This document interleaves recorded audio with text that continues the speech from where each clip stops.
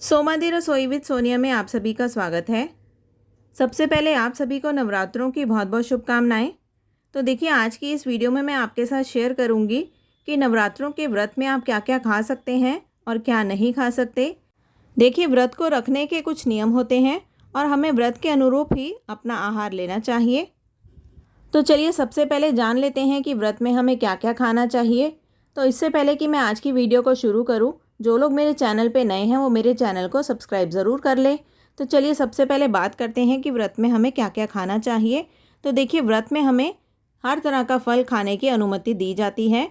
फल के साथ साथ आप फलों का जूस भी पी सकते हैं। तो देखिए, व्रत भी दो तरह से रखा जाता है। कुछ लोग होते हैं जो सिर्फ फल आहार ही लेना पसंद करते हैं, लेकिन कुछ लोग ऐसे होते हैं जो अपनी बॉडी की प्रॉब्लम के कारण सिर्फ फल आहार पर डिपेंड नहीं रह सकते, तो वो लोग कुछ ठोस खाना पसंद करते हैं। तो चलिए अब बात करते हैं कि अगर हमें कुछ ठोस खाना है तो हम क्या क्या खा सकते हैं। तो देखिए, व्रत के अंदर हम सिंघाड़े का आटा, कुट्टू का आटा, इनको लेकर हम आलू डालकर पकौड़े बना सकते हैं या फिर इनकी पूड़ी बना सकते हैं। आप व्रत में समक के चावल भी खा सकते हैं, साबूदाना खा सकते हैं, मूंगफली खा सकते हैं। इसके साथ साथ आप शक्करकंदी भी खा सकते हैं। अब बात करते हैं व्रत में खाई जाने वाली सब्जियों की। तो देखिए, व्रत के अंदर हम आलू खा सकते हैं, पनीर खा सकते हैं। इसके साथ साथ हम पेठे की सब्जी बनाकर भी खा सकते हैं। कुछ लोग ऐसे हैं जो व्रत में हर तरह की सब्जी खा लेते हैं, लेकिन ये बात बिल्कुल गलत है।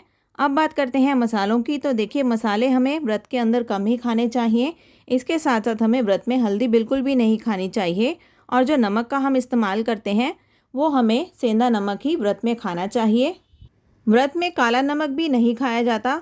अगर आप बाज़ार से पैकेट वाला सामान लेते हैं जैसे कि चिप्स वगैरह, तो आप उसमें भी चेक कर लें कि कौन सा नमक का इस्तेमाल हुआ है।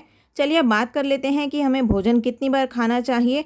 वैसे तो हमें फल आहार का ही व्रत करना चाहिए, लेकिन व्रत पूरे 9 दिन तक होते हैं, इसलिए 9 दिन तक फल आहार रहना थोड़ा मुश्किल हो जाता है। देखिए, जो गृहिणियाँ होती हैं उनको घर के कामकाज के साथ साथ माता रानी की सेवा भी करनी होती है, तो ऐसे में आपको अधिक ऊर्जा की ज़रूरत होती है। इसीलिए आप फल आहार के साथ साथ थोड़ा सा ठोस आहार भी खा सकते हैं। तो चलिए अब बात करते हैं कि नवरात्रों में कौन सा तेल हमें खाना चाहिए। देखिए, अगर आप पूरी तरह से समर्थ हैं और देसी घी का प्रयोग कर सकते हैं, तो नवरात्रों का जो भी भोग बनाएंगे वो आप देसी घी में बना सकते हैं। इसके साथ साथ आप किसी भी तरह के फल या फूल का जो भी तेल होता है उसका इस्तेमाल कर सकते हैं। तिल के तेल का भी आप इस्तेमाल कर सकते हैं, लेकिन आप सरसों के तेल का इस्तेमाल नहीं कर सकते।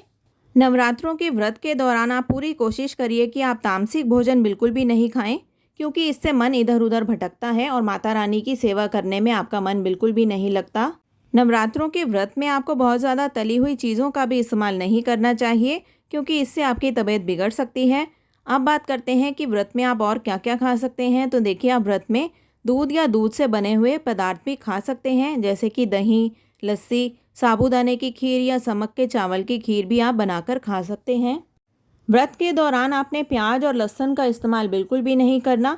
देखिए, व्रत रखने से एक दिन पहले आपको सात्विक भोजन खाना चाहिए, जिससे कि आपका मन बिल्कुल शुद्ध रहे।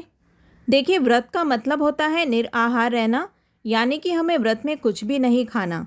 मगर हमारे पुराने ऋषि मुनियों ने व्रत में कुछ छूट दी थी, जो थी कि आप व्रत में जल ग्रहण कर सकते हैं, फल खा सकते हैं, या फिर आप व्रत में औषधि भी ले सकते हैं। लेकिन आज का दौर कलयुग का दौर है। कलयुग में इंसान इन 3 चीज़ों के आधार पर लंबे समय तक व्रत को नहीं रख सकता। इसीलिए हमारे कुछ महापंडितों ने छूट का दायरा कुछ बढ़ा दिया, जिसमें गाय के दूध से बने पदार्थ व्रत में लेने की अनुमति दी गई, जैसे कि दही या फिर पनीर।